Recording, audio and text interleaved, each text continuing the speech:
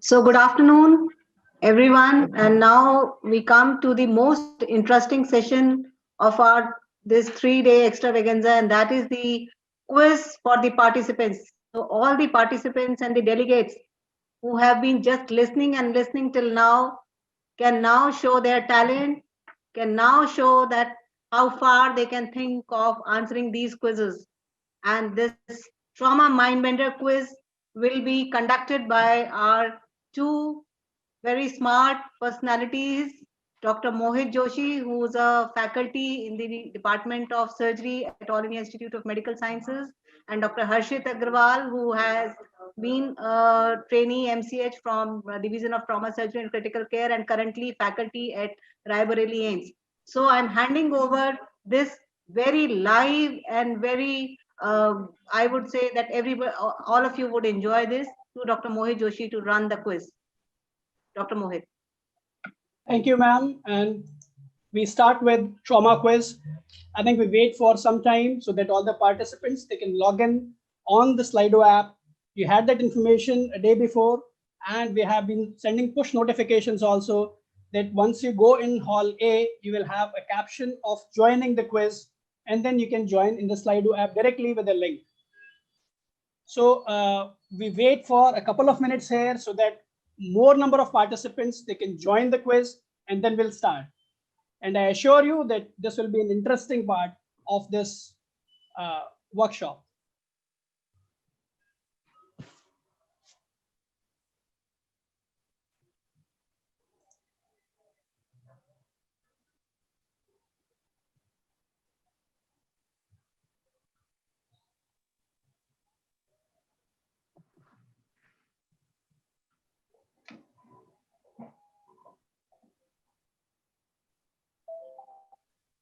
Shubham, can you update that how many people?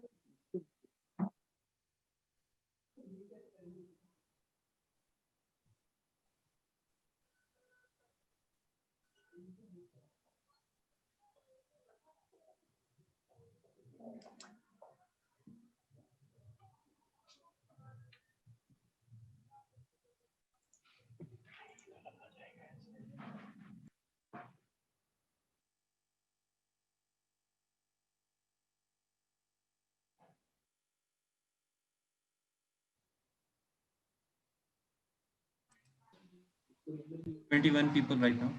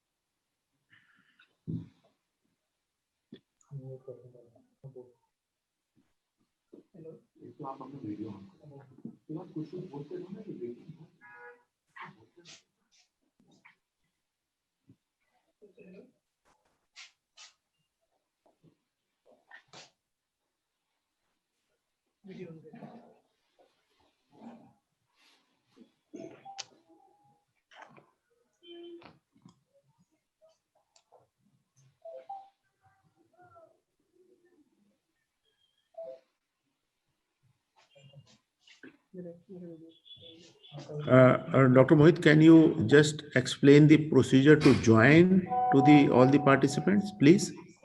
So for joining in this trauma quiz, you have to go in hall A.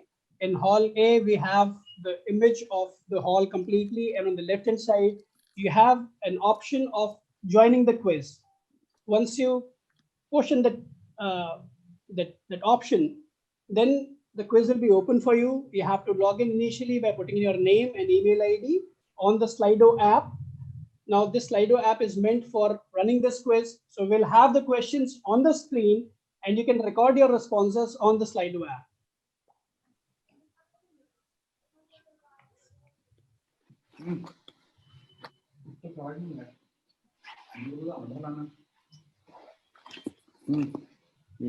So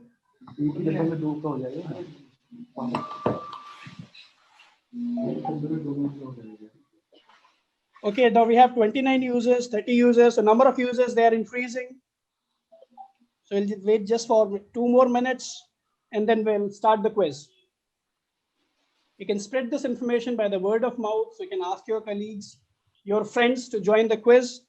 And it's going to be an interesting one.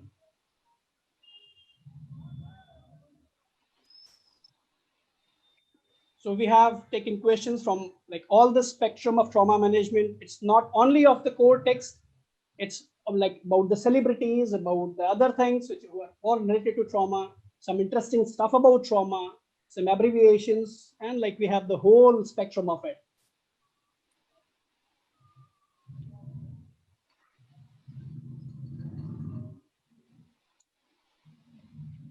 So can I again request your you people to tell your friends, your colleagues to join the trauma quiz.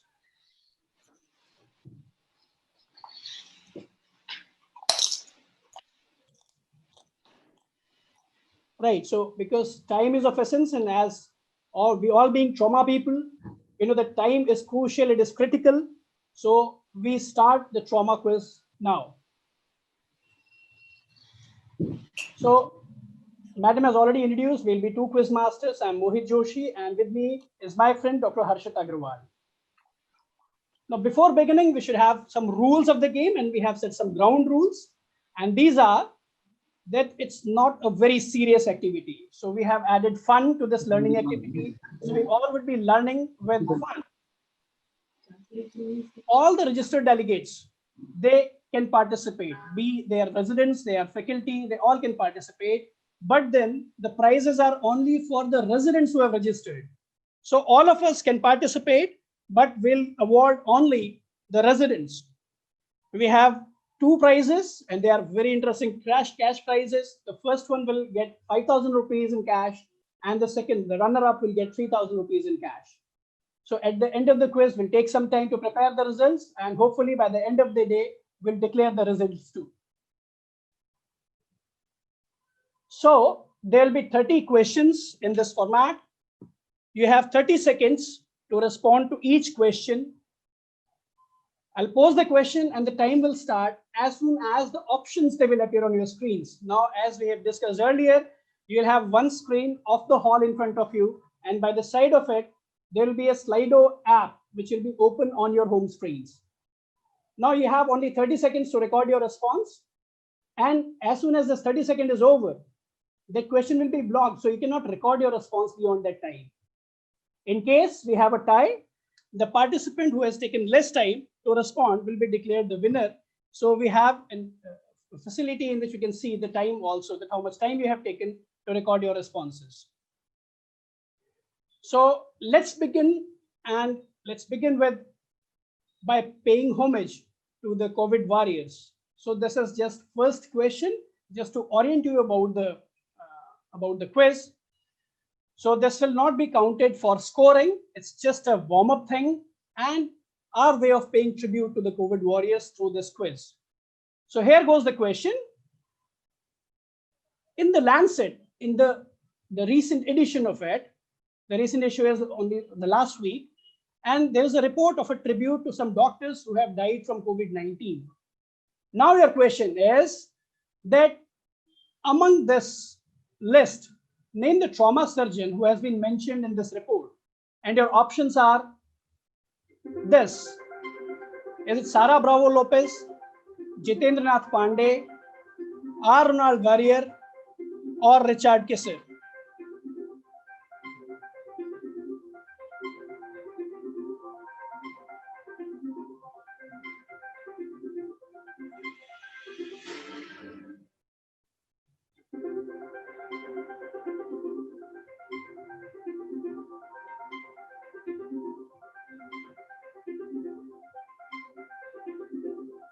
So your time is over now. And then we have had responses and the votings are closed for this question. So this is the answer. So the trauma surgeon who died because of COVID is J. Ronald Warrior. He died on April 8th in 2020 in New York at the age of 59 years. So this is how we'll run the quiz. So you'll have questions, you'll have options, you'll have 30 seconds to respond to questions. Beyond that, you cannot record your responses, and then we'll move to the next question.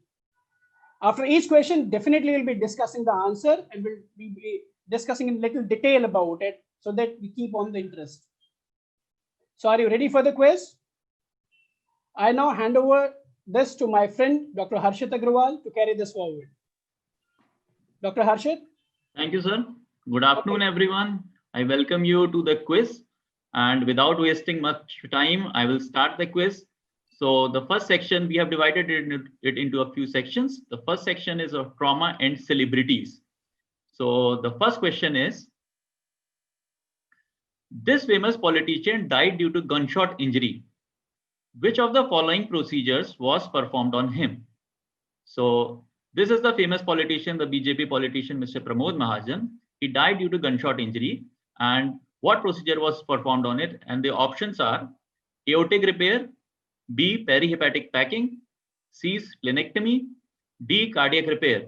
And your time starts now.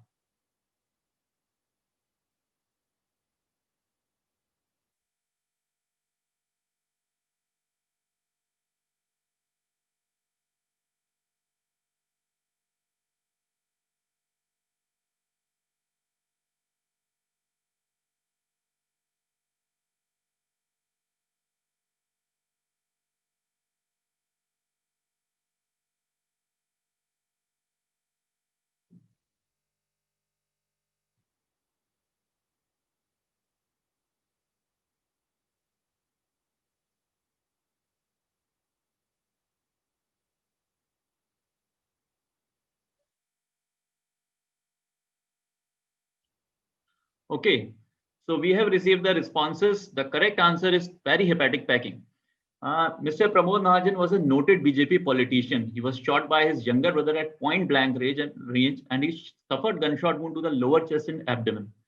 His liver, pancreas, duodenum, and IVC all were injured, and he had to underwent IVC repair and perihepatic packing. But unfortunately, he died 13 days later on 3rd May 2006.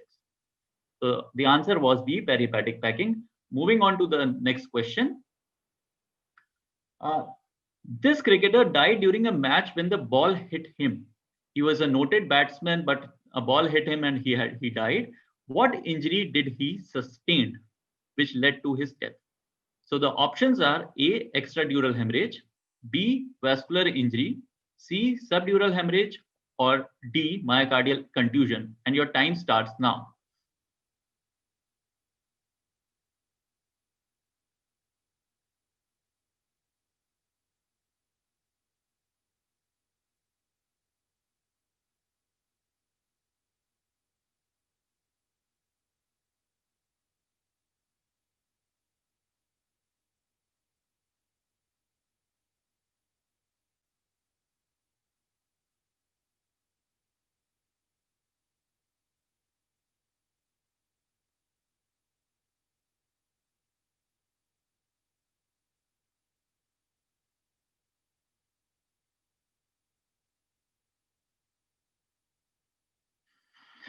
So the correct answer is C, vascular injury. He was Philip Hughes, Australian cricketer. He was a opening batsman. He suffered vertebral artery dissection when the ball hit him on the neck, which led to extensive subarachnoid hemorrhage. In this picture, we can see that the ball directly hit him beneath his helmet onto his neck, which led to vertebral artery dissection, which eventually led to changes in the manufacturing of the helmets. So initially, the helmets did not had a covering beneath the ear or in the mastoid region, but now the newer helmets have come up with additional covering so as to support or so as to protect this area and for protecting any further insult to the vertebral arteries. Coming on to the next question. The third question is, we all know her. She's a famous actress and Bharatanatyam dancer.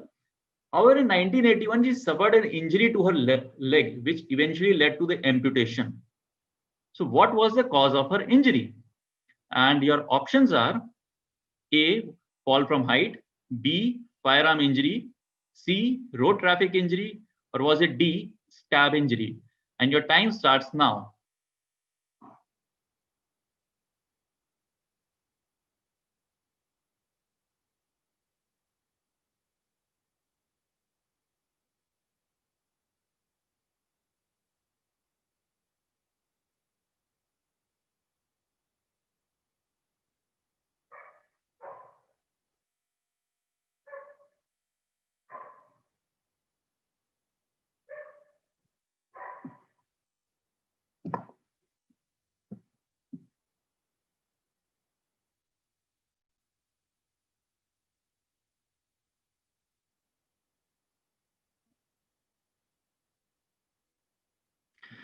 So the time is up, and the answer is C, road traffic injury. There's a very inspiring story behind her. In 1981, she was just 17 years old when she suffered injury to her leg due to road traffic injury. She was in a bus and the bus had a collision. She had to undergo amputation following the gangrene of her leg. But she became a renowned dancer even after this incident using a prosthetic limb, or we call it as Jaipur foot. So she does have a very inspiring story behind her. So coming on to the next section. The next section is on injury prevention. The first question, or the question number 4, is which car company first used a 3-point seat belt? So the options are A, Mercedes, B, BMW, C, Volvo, or was it D, Ford? And the time starts now.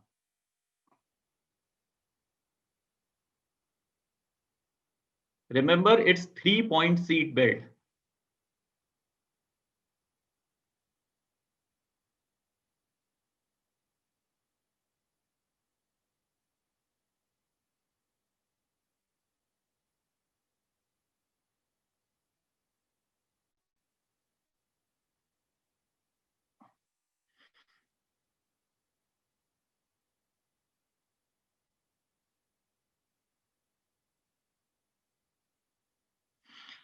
And so the answer is C, Volvo. In 1959, it first used the 3-point seat belt.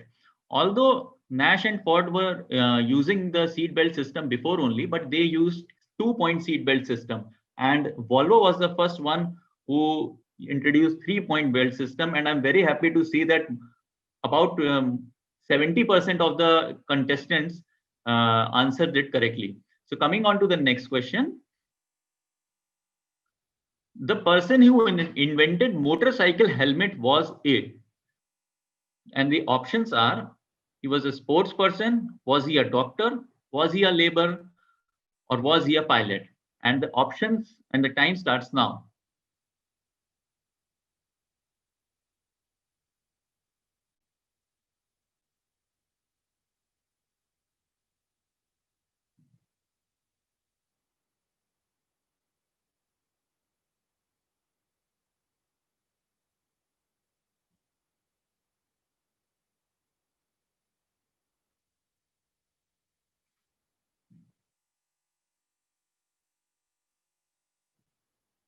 And the answer is B, doctor.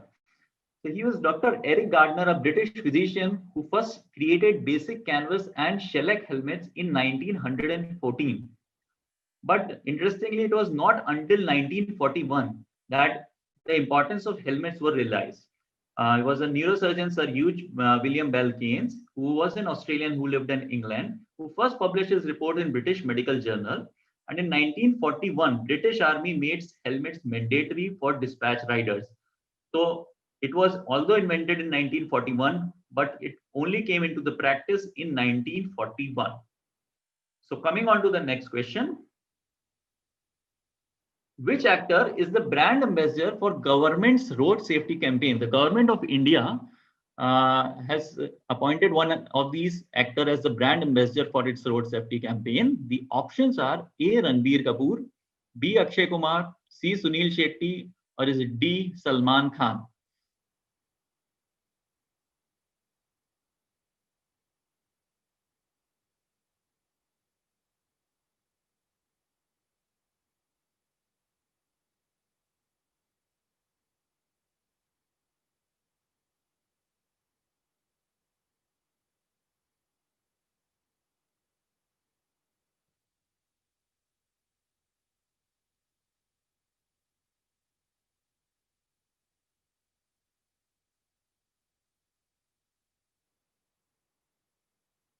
And the answer is B, Akshay Kumar. In 2018 was appointed as the brand ambassador. And we must all have seen these ads, and in which he says that ye road kisi ke baat ki nahi hai. And this was a very famous advertisement. So coming on to the next question. This is question number 7. Land Rover is one of the safest SUVs and is a subsidiary of India's Tata Motors since 2008. The car is so safe that even our Prime Minister Shri Narendra Modi opted for an armored variant of this sports model. Now you have to tell us that who is the brand ambassador for this SUV, and the options are A. Tom Cruise, B. Chris Hemsworth, C. Robert Downey Jr., the Iron Man, or is it D. Bear Grylls?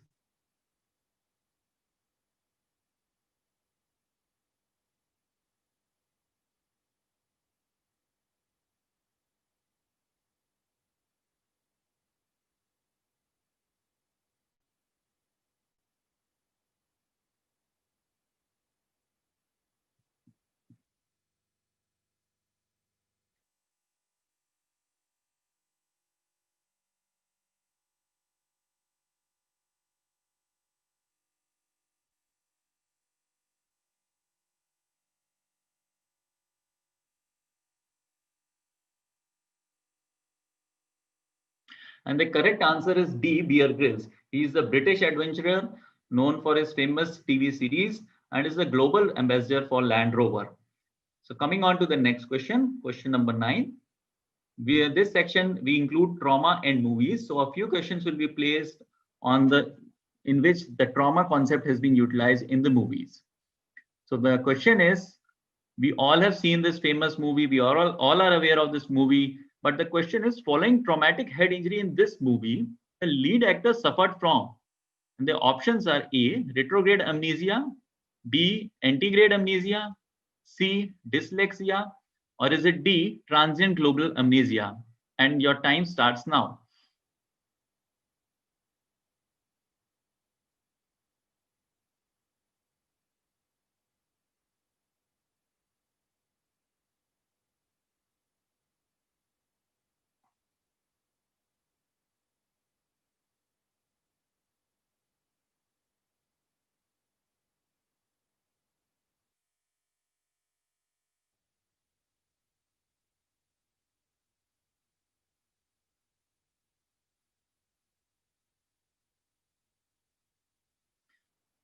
And the answer is B. Antegrade amnesia.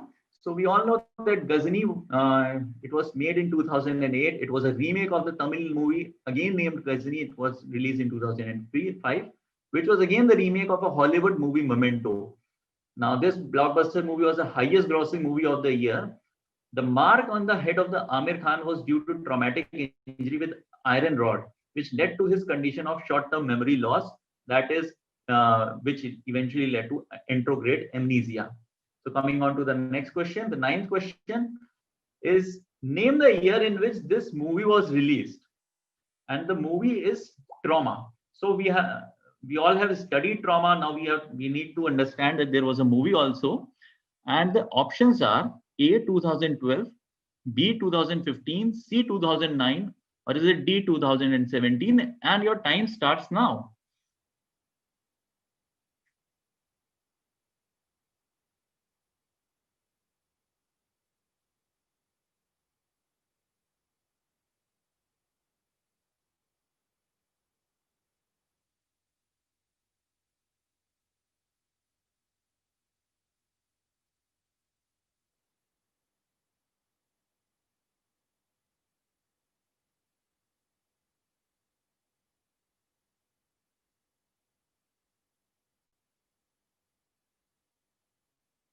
The correct answer is D. 2017. The movie was based on the story of 4 friends who were partying in a house in the middle of nowhere. They were brutally attacked by a man and his son, forcing the remaining women to take vengeance upon them.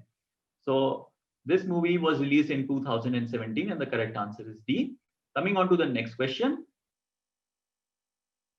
Which of the following Bollywood movies based on the theme of organ donation? So the options are A. Anurag, B. Apna Asman, C. Kyunki, or is it D. Yaad Rakhegi Duniya? And your time starts now.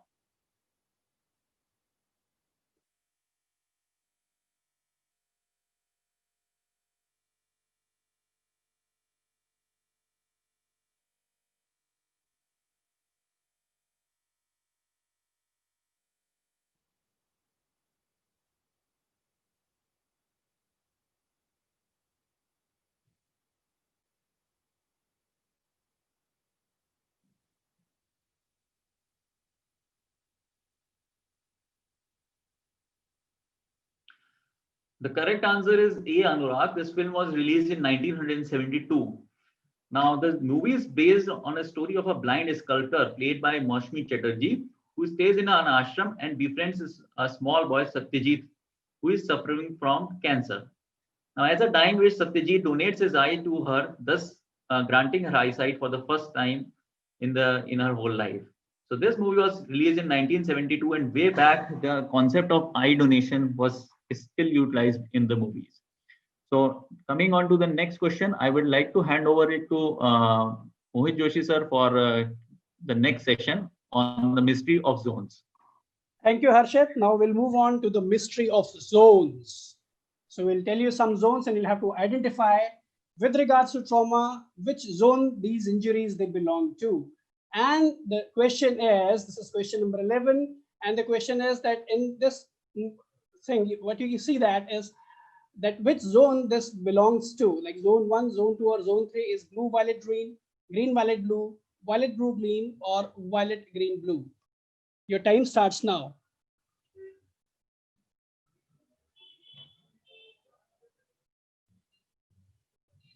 The option which you see here may be wrong, may be right. You have to apply your own brain to see which zone is correctly mentioned. In the order of 1, 2, 3, is it blue, violet, green? Is it green, violet, blue, green, or violet, green, blue?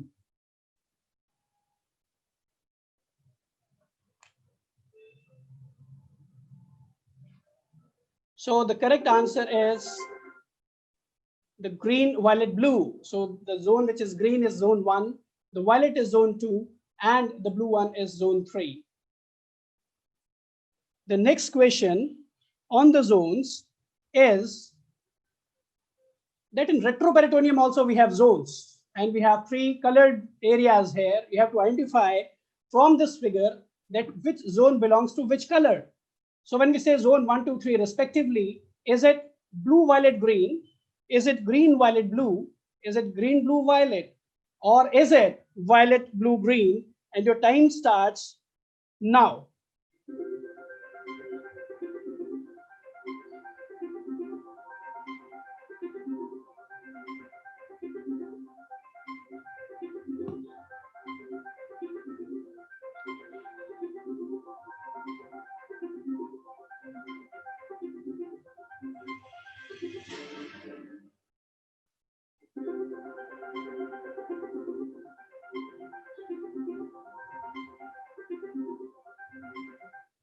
So the correct answer is answer C. The zone 1 is green, zone 2 is blue, and zone 3 is violet.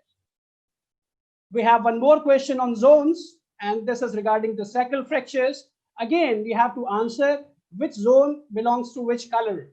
So we have zone 1, 2, 3 in sacral fractures. The answer is like blue, red, green respectively for zone 1, 2, 3. Is it green, red, blue? Is it green, blue, red, or red, green, blue? And your time starts now.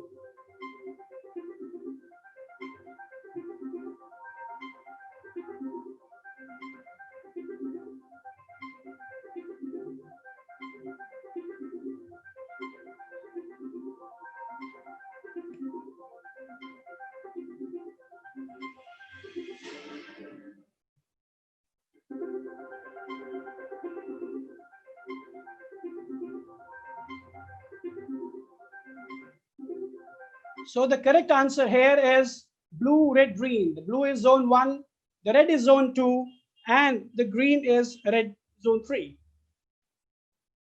Coming to the next question, now we have some general questions as well. And in this section, the first question is, this is a very beautiful process, a very useful one, which is known as SACH food. Now you have to answer that what this SACH stands for. Is it solid ankle comfortable heel? Is it South Asian cushion heel?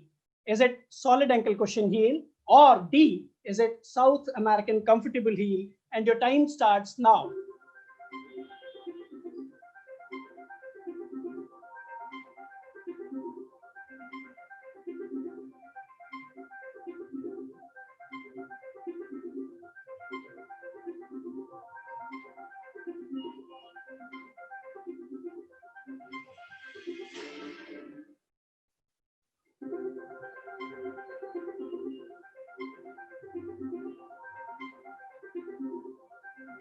So the time is up, and the correct answer is solid ankle cushion heel, the option C.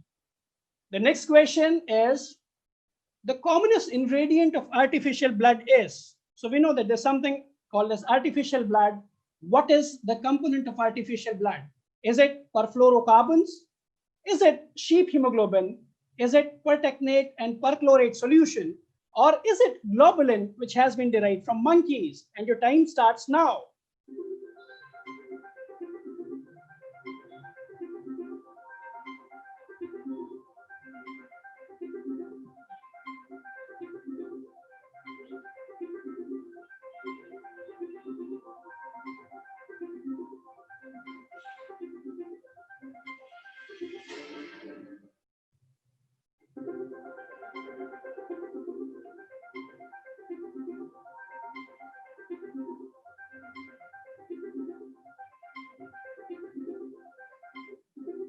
So the time is up, and the correct answer is option A, perfluorocarbons. The perfluorocarbons, they are derived from synthetically from carbon and fluorine. They can dissolve about 50 times more oxygen than blood plasma. They are relatively inexpensive. They are biologically inert. And because of these qualities of perfluorocarbons, they are the main component of artificial blood. Still, the search for an ideal blood is on, but this is one of the commonest ingredients which has been used in research for making an artificial blood. The next question is, we all have heard this term, guillotine, in term of guillotine amputation. Now you have to tell that from where this term has been derived. Has it been derived from the name of a German scientist? Has it been derived from the name of the first amputee? Has it been derived from the apparatus which is used for killing? And is it from the Greek word meaning sharp? Your time starts now.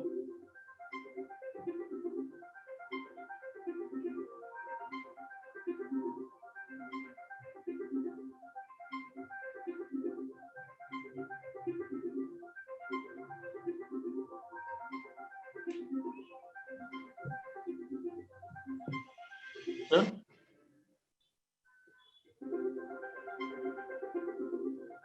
Sir? Yeah, I think, sir, there's some mismatch coming on the original screen. Sir? Time is up. Sir, And hello, the- sir. Yes, Arjun. Sir, I think there is some mismatch coming on the screens of the delegates. In the app, the options are coming, supposedly, the options are coming in advance than the question. Okay. So we have to ask whether we can fix that. Yeah, we will. We need to ask to the technical team just to correct that. So we just hold in for a while. Maybe there's some technical glitch, and I'll be back with you on this question. Just give me a few minutes.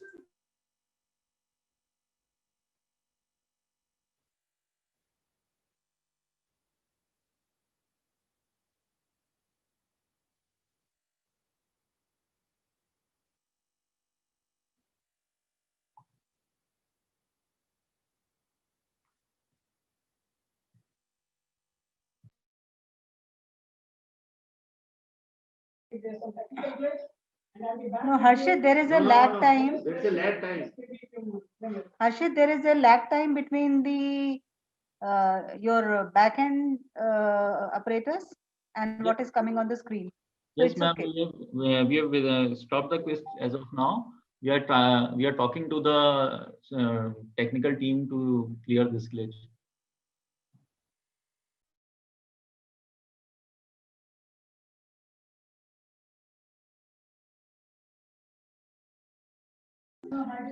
Nice. We had that information from our technical team that the issue has been resolved. There was some mismatch between the options and the questions which are coming, but then this issue has been resolved, and we move forward on this quiz. So this is the correct option here is option C, and the name guillotine has been derived by the name of a killing machine. So it was a tall frame with a heavy blade, which was used for execution by beheading during the French Revolution. Now, as we have rectified the technical glitch we are having in quiz, so we'll move on to the next question. And this question, question number 17, is based on a CT image. Now you have to see the CT image and you have to identify the surgical procedure which was performed. So this is your image. Look it carefully, and these are your options on your screen. Is it balloon tamponade for hepatic venous injury? Is it debridement for liver injury? Is it perihepatic packing? Is it angioembolization for massive liver injury? This is the image. These are the options. Your time starts now.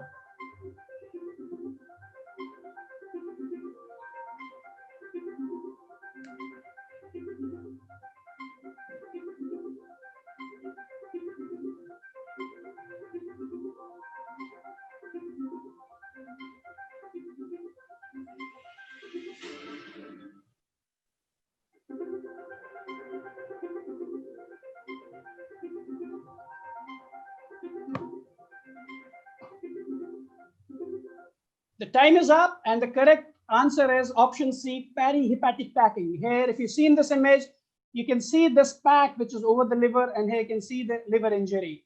So we all know that's a damage control procedure in hemodynamically unstable patients with high-grade liver injury. So the correct option is C, perihepatic packing.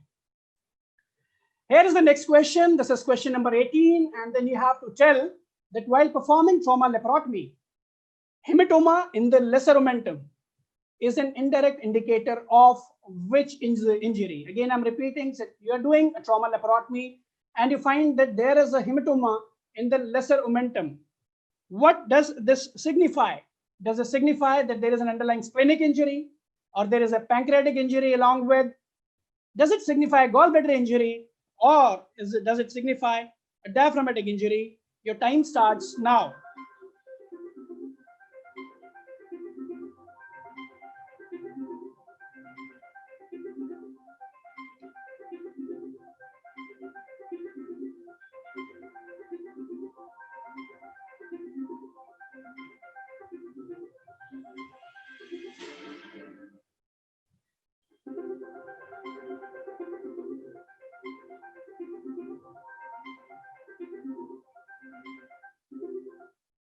So the correct answer is option B, pancreatic injury. This has been published recently from AIIMS New Delhi only, has been named as Mishra's sign by one of the professors here. And then we have found that if you find a hematoma in the lesser omentum while doing laparotomy for blunt abdominal trauma, and you find that there is hematoma in the lesser sac, it is an indirect or surrogate marker of underlying pancreatic injury. Moving on to the next question. This is regarding the CRASH 1 trial. And the question is that why this trial was performed? What was this looking at? So was it done to evaluate the role of steroids in traumatic brain injury? Or was it because to assess the role of tranexamic acid in hemorrhagic shock? Was it evaluating tranexamic acid in traumatic brain injury? Or was it meant to understand the role of steroids in hemorrhagic shock? And your time starts now.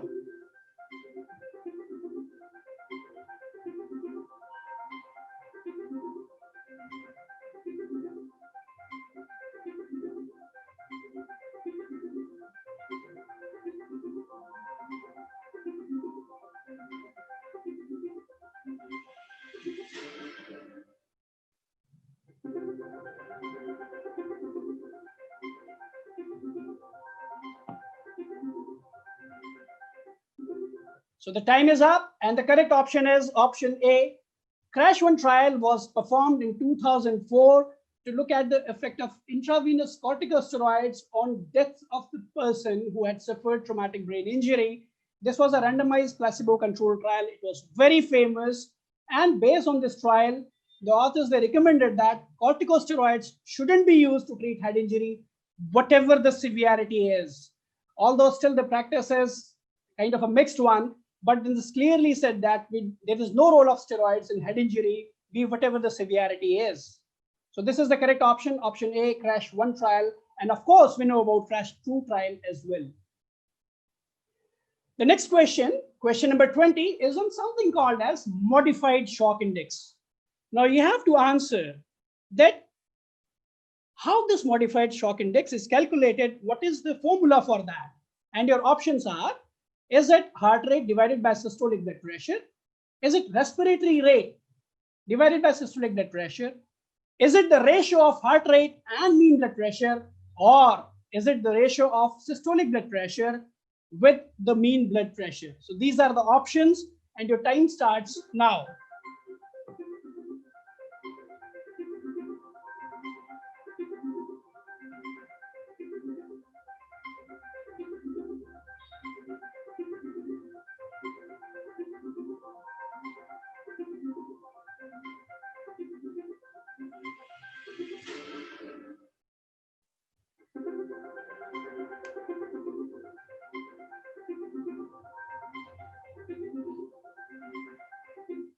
So the time is up, and the correct response is option C. This is the ratio of heart rate by mean blood pressure. So initially, shock index was devised for a bedside assessment of severity of shock and thereby as a marker of mortality. And this is a ratio of heart rate and systolic blood pressure. But it was found that we are not calculating the diastolic blood pressure here, but it is as important. So a new shock index was created. It was devised, known as modified shock index. And here you see that this is not the ratio of heart rate and systolic blood pressure. It also includes diastolic blood pressure in the form of mean blood pressure. So the modified shock index is calculated as a ratio of heart rate to mean blood pressure and has been found as a better predictor of mortality in emergency patients. If the modified shock index is more than 1.3 or it is less than 0.7, it's a strong predictor of mortality. So with these 20 questions, we have completed 2/3 of our quiz. Hope you all are enjoying as much as I am enjoying. So for the rest of the questions, the last 10 questions, I again request and I welcome Dr. Harshit to take this quiz forward. Dr. Harshit. Thank you, sir. Thank you, sir. Okay, so to continue with the quiz, coming on to the next question, question number 21. Asia classification is used for the grading of, and their options are A, splenic injury, B, spinal cord injury, C, pancreatic injury, or D, closed head injury. And your time starts now.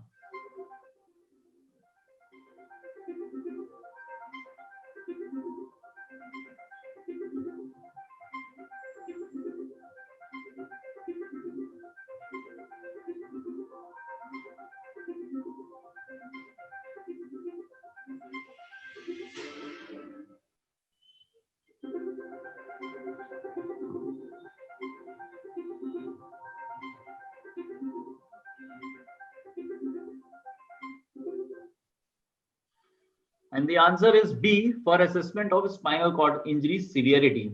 So it is American Spinal Injury Association classification, and it depends on the motor and the sensory aspects of the spinal cord injury, and it helps to ascertain the neurological classification of spinal cord injury. So coming on to the next question, we very commonly use this scale GCS. Now the question is, who actually devised GCS? Now your options are A, Norman Sweets, B, Richard Anderson, C, Graham Teasdale, or D, D.K. Chabra. And your time starts now.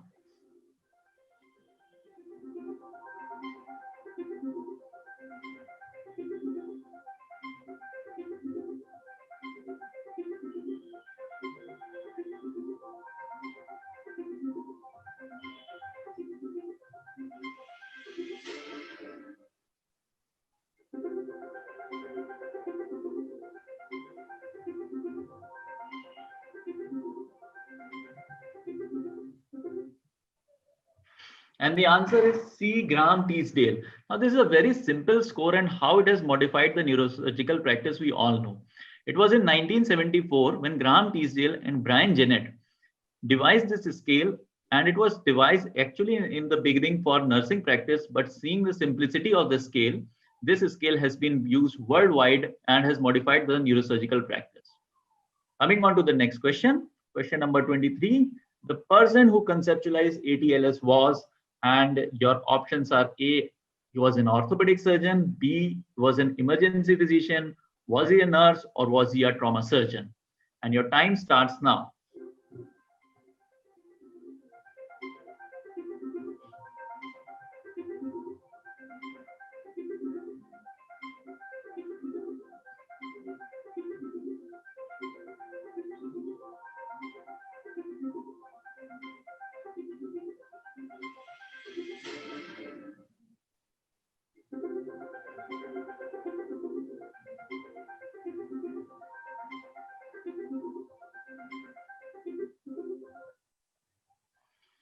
And I think as a trauma fraternity, we all know the answer is A, orthopedic surgeon. In 1976, he was Dr. James K. Steiner.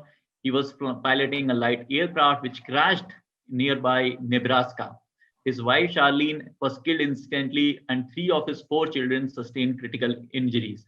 But seeing the pathetic state of the trauma management, he devised this ATLS course, which we practice now in almost all the good level trauma centers.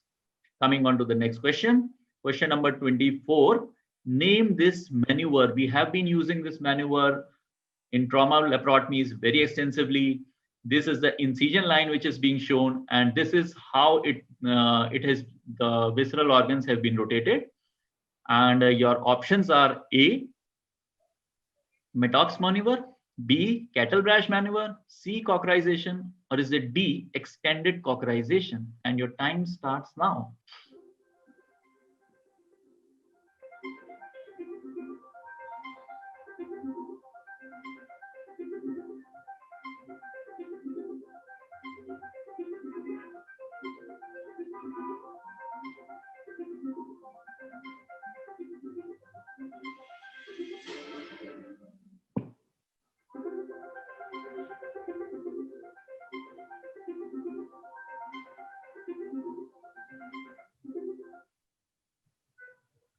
Well, the answer is A, Metox maneuver. There's a very interesting story going behind this maneuver. So it is said that Dr. Metox was being assisted by a second-year urology resident. They needed to mobilize the viscera and obtain access and control deep retroperitoneal bleeding, which was suspected to be coming from aorta or IVC. At the table itself, they developed this maneuver and they could save this patient together. This was published in 1980s, and fortunately, we also have a talk of this legendary trauma surgeon, and I request you all to kindly join at 6 p.m. today on 5th December for hearing his words of wisdom. Coming on to the next question. Which of the following is not a procedure for controlling hemorrhage in maxillofacial injuries? Remember, which of the following is not a procedure? So the options are A, anterior nasal packing, B, internal carotid artery ligation, C, posterior nasal packing, or D, external carotid artery ligation. And your time starts now.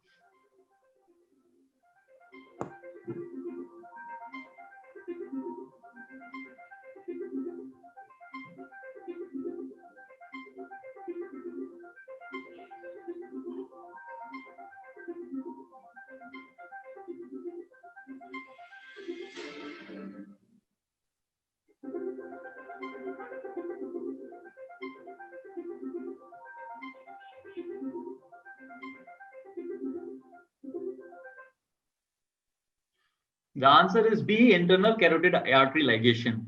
We know that 3 of the maneuvers, the anterior nasal packing and the posterior nasal packing, helps in temporary control of the bleeding. Apart from that, as a damage control procedure, we can also go ahead and ligate the external carotid artery, because the majority of the bleeding occurs from the maxillary artery, which is a branch of external carotid artery.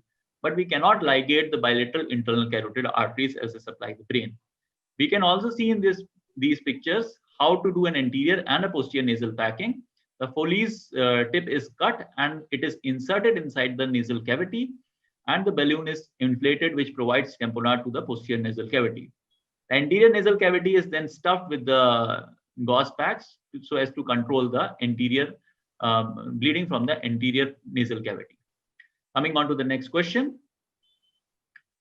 Identify this man who envisaged an artificial blood vessel and in fact invented Dacron graft. So you will be shown a figure. He's a very noted surgeon who actually in fact invented Dacron graft. And your options are A, Satinsky, B, DeBakey, C, Cocker, or D, Harvey. And your time starts now.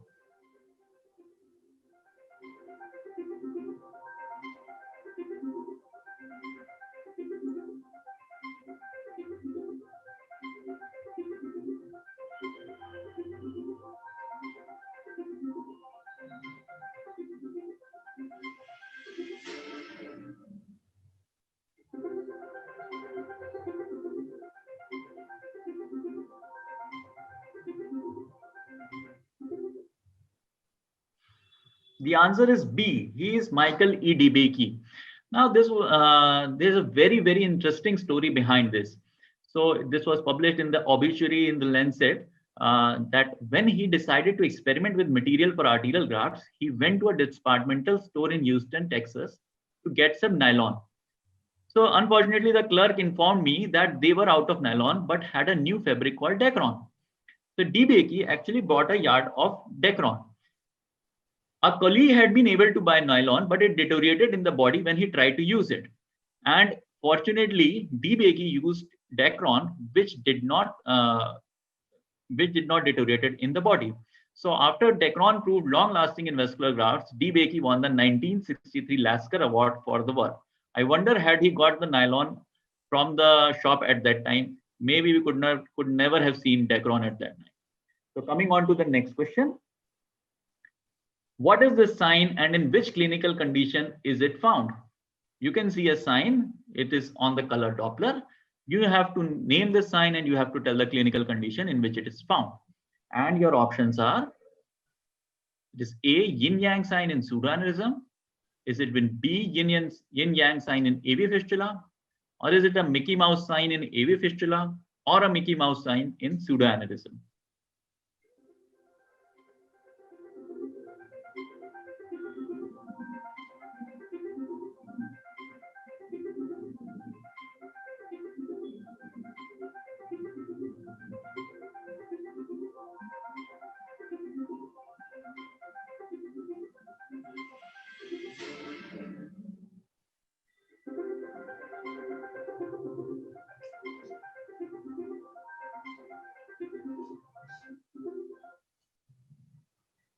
So the correct answer is A. It is yin-yang sign and it is found in pseudoaneurysm.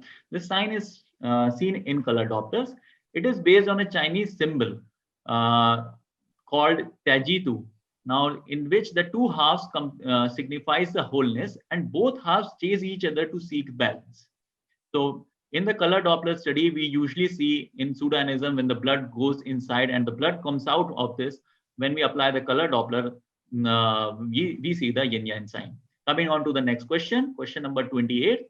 When is World Trauma Day celebrated? And your options are A, 23rd January, B, 21st of July, C, 17th October, or D, 21st December.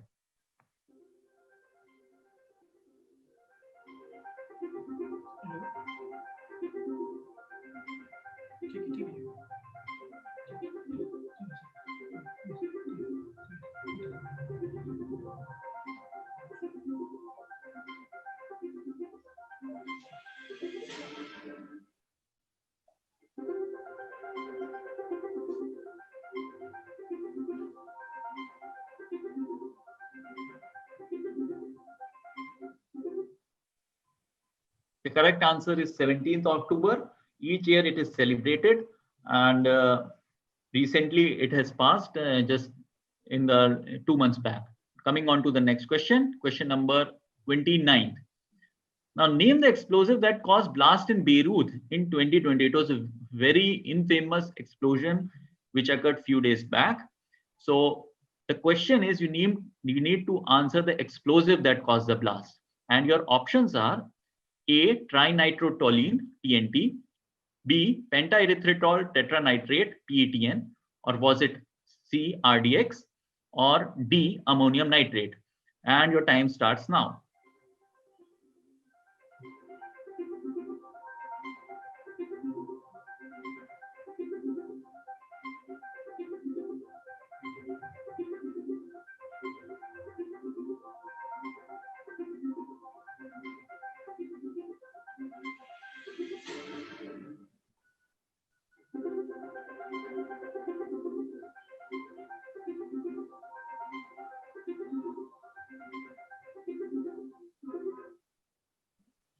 The answer is D, ammonium nitrate.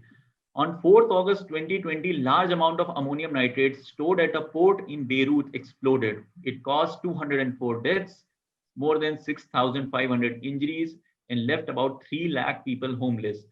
It was a very huge explosion, and we all must have seen the videos of this explosion. Coming on to the next question. This is the last question, and I think all trauma surgeons must be very much aware of it. It has been talked in the talks before also. Which of the following concept is derived from US Navy? Is it A, damage control surgery, B, massive transfusion protocols, C, do no further harm, or is it D, triage? And the time starts now.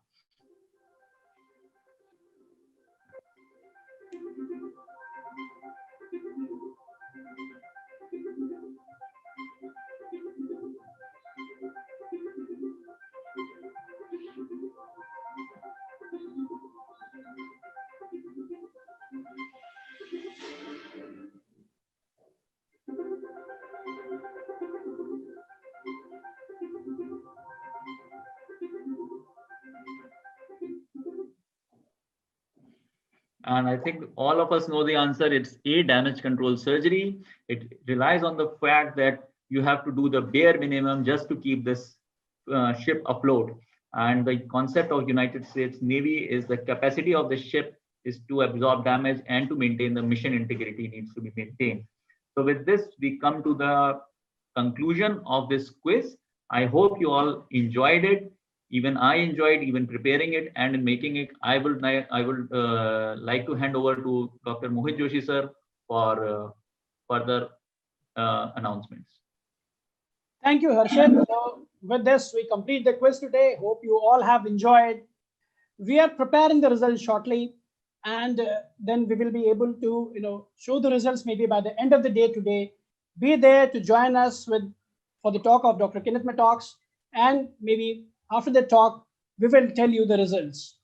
Thank you so much for joining in the quiz, for your participation. I wish you a very happy day ahead.